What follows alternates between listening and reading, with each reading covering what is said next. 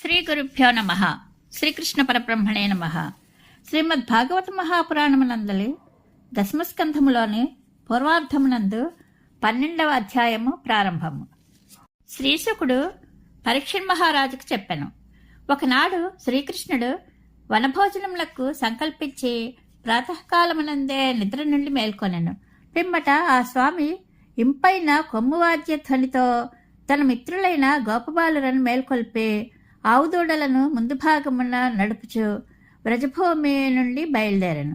అప్పుడు పరస్పర ప్రేమానురాగములు గల వేల కొలది గోపబాలురు చక్కని చిక్కములను, బెత్తములను, కొమ్ములను, పిల్లన గ్రౌలను తీసుకొని అసంఖ్యాకములైన తమ తమ గోవత్సములను ముందు భాగమున నడిపించుచు శ్రీకృష్ణునితో పాటు సంతోషముగా బయలుదేరి వారు కృష్ణుని యొక్క అసంఖ్యాకములైన వత్సములతో పాటు తమ వత్సములను కూడా కలిపి గుంపుగా చేర్చి మేపుచు అక్కడక్కడ బాల్యక్రీడలను నెరపుచు హాయిగా సంచరింపసాగిరి.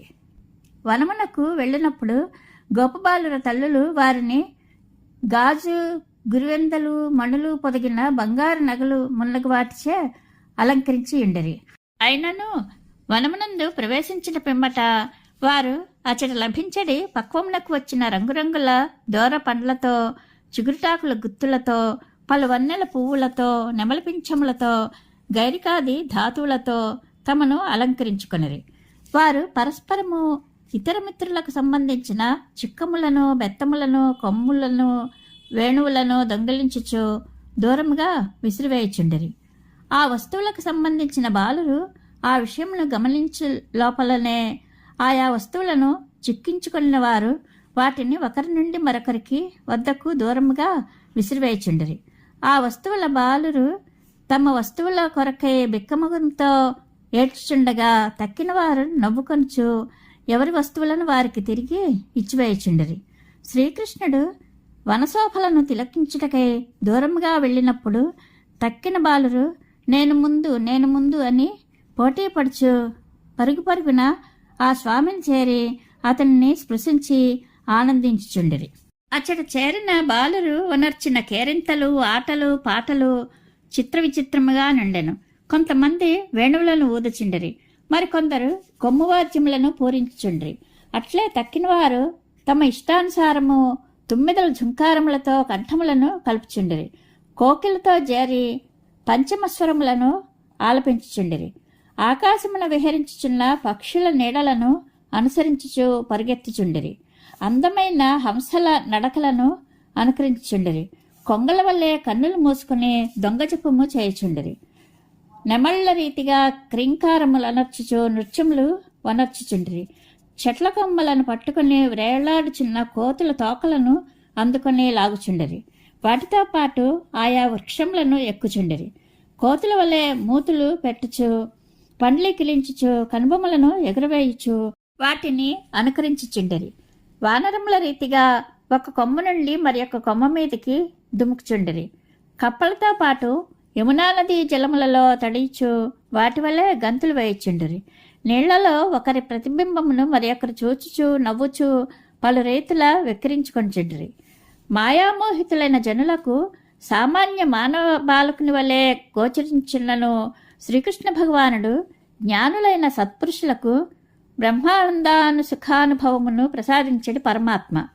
దాస్యభావముతో చేరి భజించడి అనన్య భక్తులకు పరమదైవము. అట్టి కృష్ణప్రభువుతో గోపబాలురు వివిధ రీతులలో క్రీడించుచు విహరించిరి.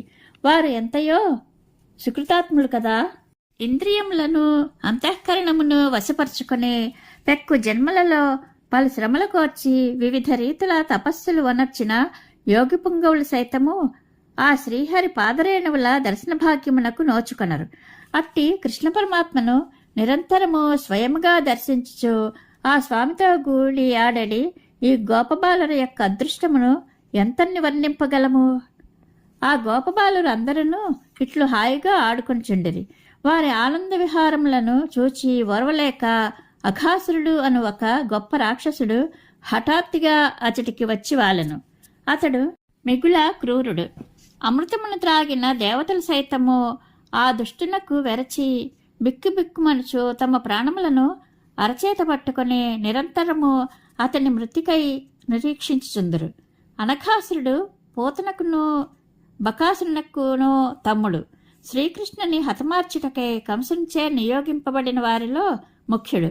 అతడు ఆటపాటల్లో మునిగి ఉన్న కృష్ణుని అతని మిత్రులకు గోపబాలులను చూచి ఇట్లనుకొనెను, ఇతడు నా తోబుట్టువులను పూతనను బకాసురుని ఇద్దరినీ హతమార్చెను. కనుక నేను కంసుని ఆదేశము ప్రకారము ఇతనిని చంపుట ద్వారా నా ఆత్మీయులను చంపినట్టి ఇతనిపై నా పగను తీర్చుకొందును. ఈ కృష్ణుని గోపబాలులను చంపినచో అది నా తోబుట్టువులకు తిలాంజలి సమర్పించినట్లగును. దానివలన గోపబాలులను గోపికలను హతాశులగుదురు. శరీరధారులకు తమ పిల్లలే ప్రాణములు కదా.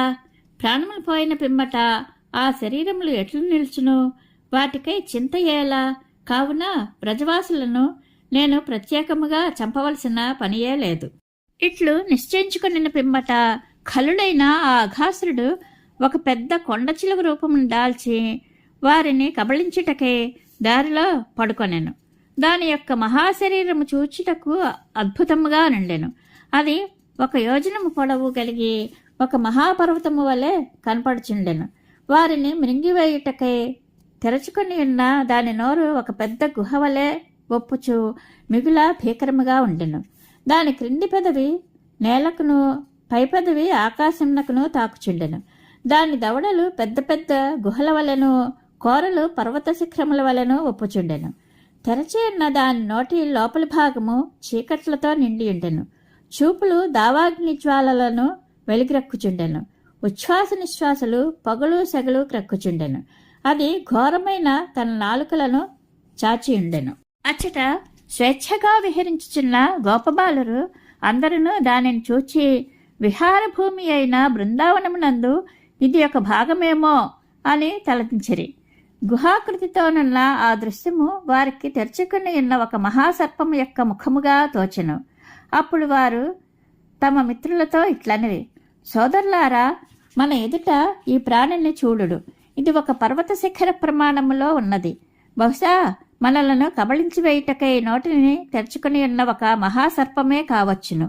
ఇంకను వారు ఇట్లనుకొనిరి, సూర్యకిరణములు పడటిచే ఎర్రబారిన మేఘము వలె దీనిపై పెదవి ఒప్పుచున్నది. దీని క్రింది పెదవి ఆ మేఘ ఛాయా ప్రభావమున ఎరుపెక్కిన భూమి వలె కనపడుచున్నది.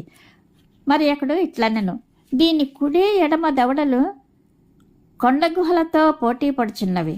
దీని కోరలు పొడవైన గిరిశిఖరములను తలపింపచేయుచున్నవి. పిమ్మట మరి అక్కడు ఇట్లు నుడివెను, సోదరా, ఇటు చూడుము. విశాలముగును పొడవుగాను ఉన్న ఈ మార్గము కొండ చిలువ యొక్క నాలుక వలె కనబడుచున్నది.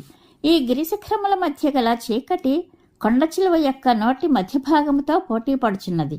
దావాగ్ని జ్వాలల మీదుగా వచ్చుచు తీవ్రముగానున్న ఈ వేడిగాలులు కొండ చిలువ యొక్క ఉచ్ఛ్వాస నిశ్వాసలను తలపింపచేయుచున్నవి. దావాగ్నికి తట్టుకొనలేక మృతి చెందిన జంతువుల కళేబరముల దుర్గంధము అజగరము యొక్క నోటిలోని దుర్వాసనను స్ఫురింపజేయుచున్నది. ఇంకొకడు ఇట్లనెను, మనము దీని ముఖమునందు ప్రవేశించినచో ఇది మనలను కబళించివేయినా అట్లు చేయుట దీనివలన కాని పని. ఒకవేళ అది మనలను మృంగివేయుటకు పూనుకొనినను బకము వలె వెంటనే నశించును. మన కృష్ణయ్య దీని పని పట్టకుండునా? ఈ విధంగా పలికిన పిమ్మట ఆ గోపబాలకులు అందరూ శ్రీకృష్ణుని సుందరవదనమును చూచుచు మనకు తోడు నీడగా శ్రీకృష్ణుడు గలడని ధీమాతో బిగ్గరగా నవ్వుచు చప్పట్లు చరచుచు ఆ అజగర ముఖంలో ప్రవేశించిరి. సకల ప్రాణుల హృదయములలో అంతర్యామిగా ఉండేది శ్రీకృష్ణ భగవానునకు ఆ సర్పరూపములన్నది ఒక దుష్టరాక్షసుడే అని తెలియను. అందువలన ఆ స్వామి ఇట్లనుకొనెను, ఈ బాలురు పూర్తిగా అమాయకులు, వాస్తవమును ఎరుగక తోచినట్లుగా మాట్లాడుచున్నారు. ఇట్లనుకొని ఆ ప్రభువు తన వారిని అందు ప్రవేశింపకుండా నివారించుటకై నిశ్చయించుకొనెను.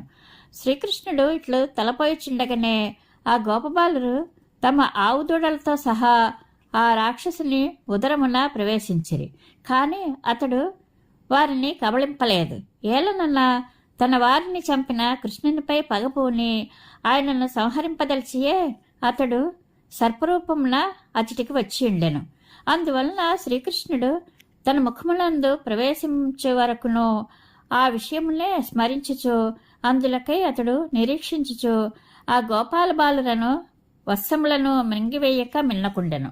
అంతటా సకల ప్రాణులకును అభయమిచ్చడి శ్రీకృష్ణుడు విపత్కర పరిస్థితికి గురి అయిన ఆ బాలులను చూచి ఇట్లనుకొనెను. అయ్యో, వీరు నన్నే దిక్కని నమ్మి ఉన్నారు, నా చేతి నుండి జారిపోయి ఉన్నారు. గడ్డి పరకలు ఎగిరి అగ్నిలో పడినట్లు ఈ దీనులు మృత్యురూపములనున్న అఘాసుని జఠరాగ్నిలో ప్రవేశించి ఉన్నారు. ఇది అంతయును దైవలీలయే అని ఆశ్చర్యపడుచు వారి ఎడ దయార్ద్ర హృదయుడయ్యెను. పిమ్మట ఆ స్వామి ఇట్లు తర్కించుకొనెను. ఇప్పుడు నా కర్తవ్యం ఏమి? సాధువులైన ఈ బాలురకు ఎట్టి హానియు జరగకుండా రక్షించుట, అట్లే దుర్మార్గుడైన ఈ రాక్షసుని ప్రాణములను హరించుట అను ఈ 2 కార్యములను ఇప్పుడే నెరపవలసి ఉన్నది. దీనికి ఉపాయమేమి? సర్వజ్ఞుడైన ఆ కృష్ణ పరమాత్మ ఇట్లా ఆలోచించిన పిదప ఆ కొండ చిలువ ముఖమున ప్రవేశించెను. అప్పుడు మేఘముల చాటున నిలిచి ఉన్న దేవతలు అందరూ ఆ దృశ్యమును చూచి మిగుల భీతితో హాహాకారములనర్చిరి. అఘాసురుని మిత్రులైన కంసాది రాక్షసులు హర్షంతో పొంగిపోయిరి. అఘాసురుడు శ్రీకృష్ణుని గోపాలులను గోవత్సములను తన కోరలతో నమిలి పిండి పిండి గావించుటకు సిద్ధముగా నుండెను. ఆ సమయమున చెలరేగిన దేవతల హాహాకారములను విన్నంతనే అచ్యుతుడైన శ్రీకృష్ణ భగవానుడు ఆ రాక్షసుని హతమార్చుటకే అతని కంఠమునకు అడ్డుపడి తన శరీరమును వేగముగా పెంచసాగాను. శ్రీకృష్ణుడు తన శరీరమును అపారముగా పెంచుట వలన ఆ అఘాసుని యొక్క కంఠము మొదలగు మార్గములన్నీను మూసుకొని పోయాను. అంతటా ఊపిరాడక అతడు కనుగురుడ్లు తేలవచ్చుచు అటునిటు పొరలాడసాగాను. అతని దేహమునందు వాయువు పూర్తిగా నిరోధింపబడటతో అది బ్రహ్మరంధ్రమును చీల్చుకుని బహిర్గతమయ్యాను. అంతటా ఆ వాయువుతో కూడి ఆ రాక్షసుని ప్రాణములన్నీను వెడలిపోయాను. పిదప కృష్ణ పరమాత్మ మరణించి ఉన్న తన మిత్రులకు గోపబాలులను గోవత్సములను అమృతమయమైన తన దృష్టితో తిరిగి బ్రతికించెను. పిమ్మట ఆ ముకుందుడు వారిని ముందుగా బయటకు పంపివేసి వారి వెనుక తాను ఆ రాక్షసుని ముఖము నుండి బయటకు వచ్చెను. ఇంతలో బలిష్టమైన ఆ సర్పము యొక్క దేహము నుండి మహాద్భుతమైన ఒక దివ్యజ్యోతి వెలువడెను. అది తన కాంతిపుంజములను దశ దిశలయందు ప్రసరింపజేయచ్చు కొంత తడవు ఆకాశమునందే నిలిచి కృష్ణ పరమాత్మ ఆ అజగర శరీరము నుండి వెలుపలికి వచ్చి వరకును నిరీక్షించుండెను. అనంతరము దేవతలందరూ చూచుండగా ఆ జ్యోతి ఆ స్వామిలో లీనమయ్యెను. శ్రీకృష్ణుడు దుష్టాత్ముడైన అఘాసురుని హతమార్చి ఎల్లరకును మేలు చేకూర్చిన ఆ శుభ సమయమున దేవతలు మున్నగు వారందరూ పరమ సంతోషంతో ఆ స్వామిని వివిధ రూపములా ఆరాధించిరి. దేవతలు పూలవర్షమును కురిపించిరి. అప్సరసలు కనువిందు గావించుచో నృత్యములనర్చిరి. గంధర్వాదులు మధురముగా గీతములను ఆలపించిరి. విద్యాధరులు వినసొంపుగా వాద్యములను మ్రోగించిరి. విప్రోత్తములు భక్తి శ్రద్ధలతో ఆ ప్రభువును స్తుతించిరి. పారిషదులు జయ జయ నినాదములతో ఆనందోత్సాహములను ప్రకటించిరి. అత్యద్భుతముగా కొనసాగిన ఆ స్తోత్రములు, మధురవాద్యధ్వనులు, గీతాలాపములు, జయ జయనాదములు ఇంకను ఉత్సవ స్ఫూర్తితో జరపబడిన అనేక మంగళరవములు బ్రహ్మలోకమునకును వినిపించెను. వెంటనే బ్రహ్మదేవుడు తన వాహనముపై అచటికి చేరి శ్రీకృష్ణ మహిమను కన్నులారా దర్శించి ఆశ్చర్యమున మునిగిపోయాను. పరీక్షిత్ మహారాజా ఆ కొండ చిలువ యొక్క చర్మము ఎండిపోయి ఒక గుహాకారమున విలసిల్లెను. పిమ్మట బృందావనమునందలి గోపబాలురకు అందరకును పెక్కు దినముల వరకు అది అద్భుతమైన ఒక క్రీడాభూమిగా ఉపయోగపడెను. కౌమార వయస్సునందు కృష్ణప్రభువు అనర్చిన తన అద్భుత కృత్య ప్రభావమున గోపబాలులను మృత్యుముఖము నుండి మృత్యురూపమున వచ్చిన అఘాసుని ప్రమాదము నుండి సురక్షితులను గావించెను. తన కరస్పర్శచే అఘాసురులకు మోక్షమును ప్రసాదించెను. ఈ దృశ్యమును స్వయముగా చూచిన గోపబాలురు మిగుల ఆశ్చర్యపడరి.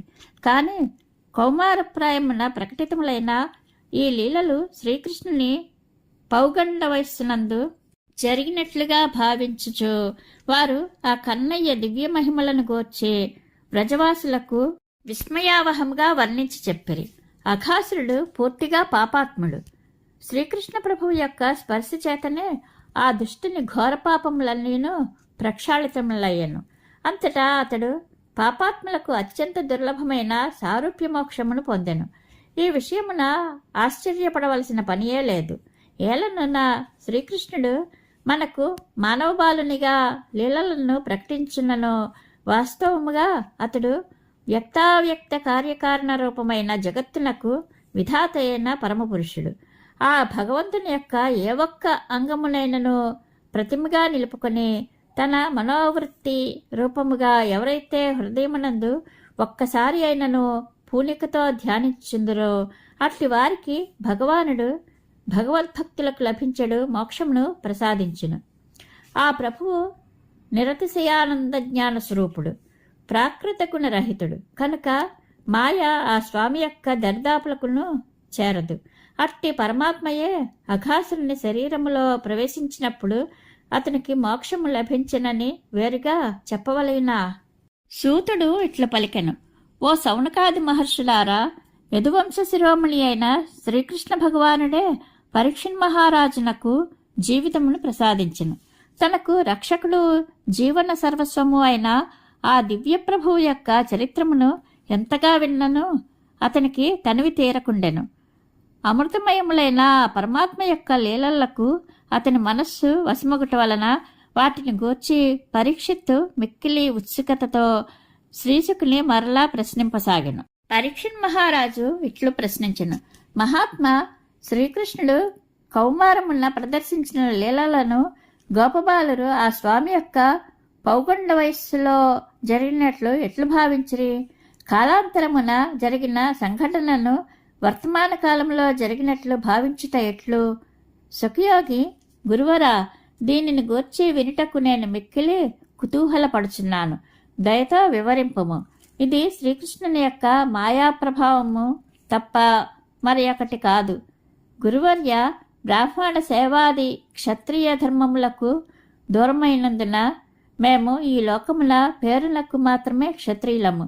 కానీ పరమ పవిత్రమైన శ్రీకృష్ణ కథామృతమును మహాత్ముడవైన నీ వలన గ్రోలుట వలన మేము మిగుల ధన్యులమైతిమి. సూతుడు పలికెను: భగవద్భక్తులలో ఉత్తమోత్తముడవైన సౌనక మహర్షి పరీక్షణ్ మహారాజు ఇట్లు ప్రశ్నించిన పిమ్మట శ్రీశకుడు శ్రీకృష్ణుని పవిత్ర లీలలను మాటిమాటికి స్మరించుట వలన అతని ఇంద్రియములు అన్నీను అంతర్ముఖమునంది శ్రీకృష్ణుని భావపరంపరలో లీనమయ్యను. అనంతరము అతి కష్టము మీద ఆ మహర్షి మెల్లమెల్లగా సమాధి స్థితి నుండి బాహ్యస్మృతిని పొందెను. అటు మీదట అతడు ఇట్లు వచించెను. ఇది శ్రీమద్ భాగవత మహాపురాణం నందలి దశమస్కంధములోని పూర్వార్థమునందు 12వ అధ్యాయము సంపూర్ణము. శ్రీకృష్ణానుగ్రహ ప్రాప్తిరస్తు. శుభం భూయాత్.